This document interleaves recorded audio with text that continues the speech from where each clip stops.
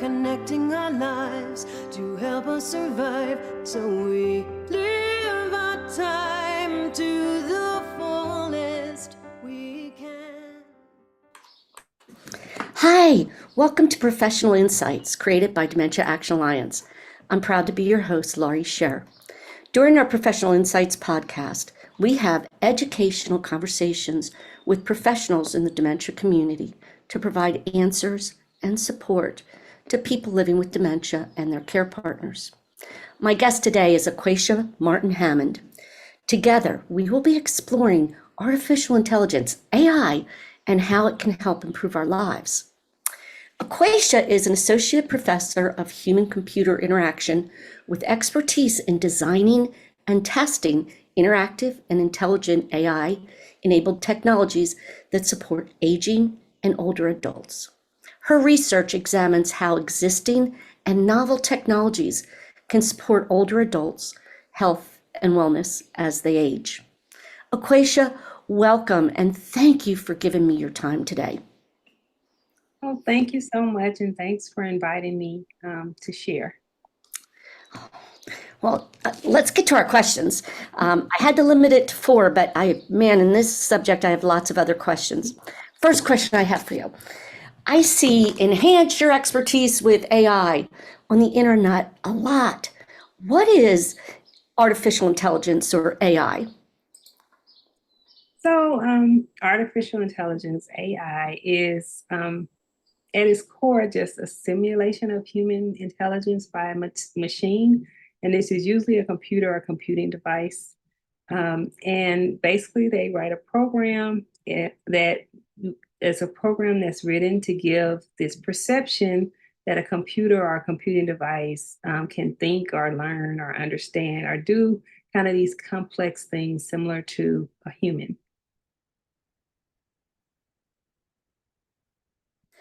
Wow. So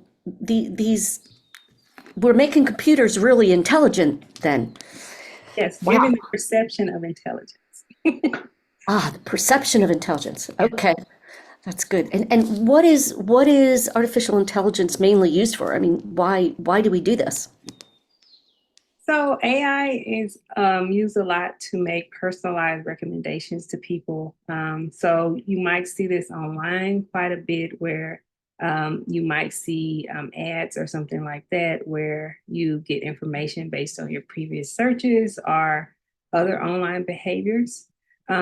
But more recently, we're seeing kind of these newer AI technologies for everyday use. Some of those, such as voice assistants and chatbots, which is one of the areas I specialize in, that can help with daily tasks, or it's designed to be assistants. And then they have some newer ones coming out, the generative AI, such as ChatGPT. And these AI algorithms can generate new content. So not just make recommendations based on the data, but try to generate content based on that data. Wow. So that it can be very useful and help me a lot, which we'll talk about in a second. But okay, when I do Google searches, I see, do you want to use our AI? When I'm on Zoom, it says, try our AI. What does AI on Zoom do, for example? Yeah, so for Zoom, they have this tool called an AI companion, and it falls in this category of an AI assistant. So the whole goal is to assist you with making the meeting task a bit simpler. And it does have these generative AI features that I mentioned where it can generate content compared to just making recommendations off of the content. So some of the features, if you're in a Zoom meeting in the AI companion, what it can do is do things like summarize what's been said. So if you come to the meeting a little bit late, it can give you a summary of what has been discussed so far. It also has some features where you can ask specific questions. So you might ask, hey, did they mention my name before I came into the meeting? So those types of features where it's trying to summarize and generalize the content, but a lot of it is based around helping make some of the collaboration tasks in the meeting a bit simpler for people. So this is probably, since I do a lot of Zooms, I'm generally on, I don't know, 8 to 15 Zooms per week. This is something that probably could help me in make my life easier. So I probably should do some more research in that. So thank you for explaining that, and I will go and do my homework to see how it can help. Um, what benefits, okay, you've named some, but what benefits could someone like me living with dementia get by using artificial intelligence? Are there any specific platforms or applications that you can think of that could help us? And I know you've named a few already, but can you elaborate on them more for us? Sure. So I think for someone living with dementia, some of the benefits of AI as an assistant to help you kind of plan tasks and kind of augment your daily living tasks. That's one of the areas where I see a lot of the AI coming out in support of people with dementia, but also people living with dementia, but also older adults more generally. So there are the AI assistants such as Alexa and Siri, which are based, are AI enabled, is what we call them. And they can help you get things quickly, such as news, or you can ask questions and it will respond to that. But then there are also things it can do, such as reminders. So, like, for example, Siri, if you want to set a reminder for a week or a month or two in the future, you can ask Siri to do that and she will do it and add it to your calendar. I think especially if you're kind of in one of these systems where like the systems you use on a daily basis. So if you're in like the Apple ecosystem, you use an iPhone, or if you're in the Google ecosystem and use a Google phone, using those built-in assistants to help streamline some of kind of the task management and the reminders and calendaring tasks. Um, Other things I've seen, if you are using, for example, Outlook for your email, they also have some features within the system already where it will scan your email and it'll try to look for dates. And that also will allow you to kind of take calendars. So if I say, hey, can we meet on May 15th at 3 o'clock p.m.? It'll scan and detect that, and then you can right click it and then say add to calendar. So it'll help you kind of take some of the take on some of the task of kind of scheduling those Wow. bites for you. Yeah. Wow, I like that. I could use that. And that's on Outlook? Yes, that's on Outlook. If someone sends you something with a date, it'll scan it and kind of it'll look different. It'll be bold and kind of have a little dotted line around it, and you right click and it'll um, bring up a little pop up that'll say, hey, would you like to schedule this event on your calendar? Yeah. Okay. I think many of us already use Siri or Alexa, but never realize that that's what artificial intelligence is. And we're already using that. A good number of us already use that for reminders. I know I have my Alexa tells me when I have meetings and gives me a half an hour heads up on them. And they're very, very beneficial, but didn't realize that's what that is. Okay, what other programs? There are some programs that do a little bit more. So another kind of calendaring feature that I've used is Google I have all these different email accounts, but I have a Gmail account and they have a free plugin called it's an AI plugin that'll allow you to it's called Reclaim AI and Reclaim.ai.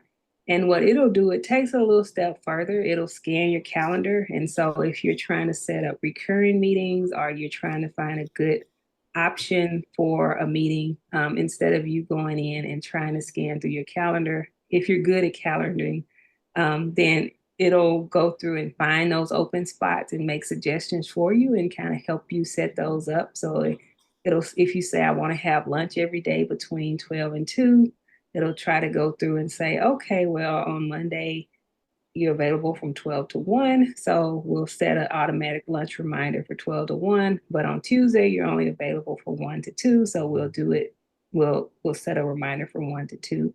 So another calendar feature. And then some of the newer things that are coming out are the ChatGPT, Copilots, Gemini, the generative AI tools. So there's been some research into looking at these and how they can support dementia. They're more chat-based, so they help you to kind of find information more quickly compared to maybe a Google search or a web search where you have to go through and look through different pieces of information. But there has been some research or some emerging research on how you might be able to use that to help structure tasks. For example, they have ChatGPT has a demo where you can talk to it about your ideal morning routine, and it'll kind of list out something like a list of things that you could potentially consider for your morning routine. Copilot has a vacation planner, so you can go in and say, I want to do this activity in this state, and then it'll try to help you manage that vacation planning, and it gives you options of different activities you can do or information you can look up if you're interested. But more recently, also, there's been some research about using these types of tools also for company to have a companion, because it can be fun to just talk to the tool, and it could do things like tell stories and generate images and all these different types of things. So those are some of the more emerging kind of tools, and they are available for consumers. So they're not locked away yet in research. They're out there for consumers to use, and they're being integrated into a lot of the search engines. Wow.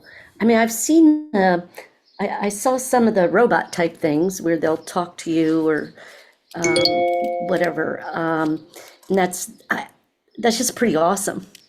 Pretty awesome. So, wow. And anything else that you'd like to share with us, or anything else any other programs you think that could be helpful to us?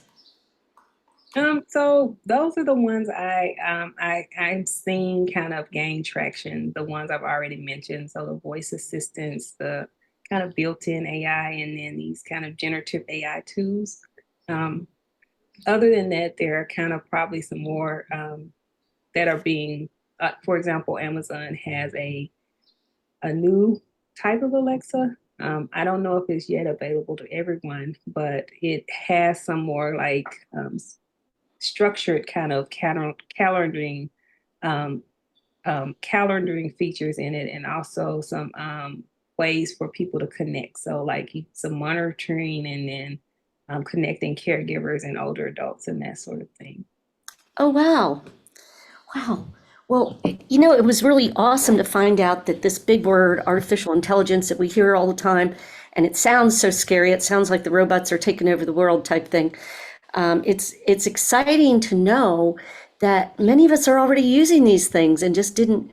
So it's not so scary after all. And in fact, the artificial intelligence, all the improvements, I think really are going to be able to help us out a lot. So, Aqueasha, thank you for explaining this to us, for joining us today, and helping us figure out how artificial intelligence can help those of us living with dementia. Thank you. Thank you so much for inviting me. I enjoyed sharing with you all. Oh, and to you, our viewers, thank you for being here. Thank you for joining us. Dementia Action Alliance is committed to enhancing lives, connecting people, and increasing understanding. I'd like to thank you for joining our DAA Professional Insight podcast. More podcasts and valuable resources are available at daanow.org. You can help continue these podcasts and other programs that enhance the lives of the dementia community with a donation at daanow.org/donate. Thank you again, and enjoy your day. Live our life to the fullest we can.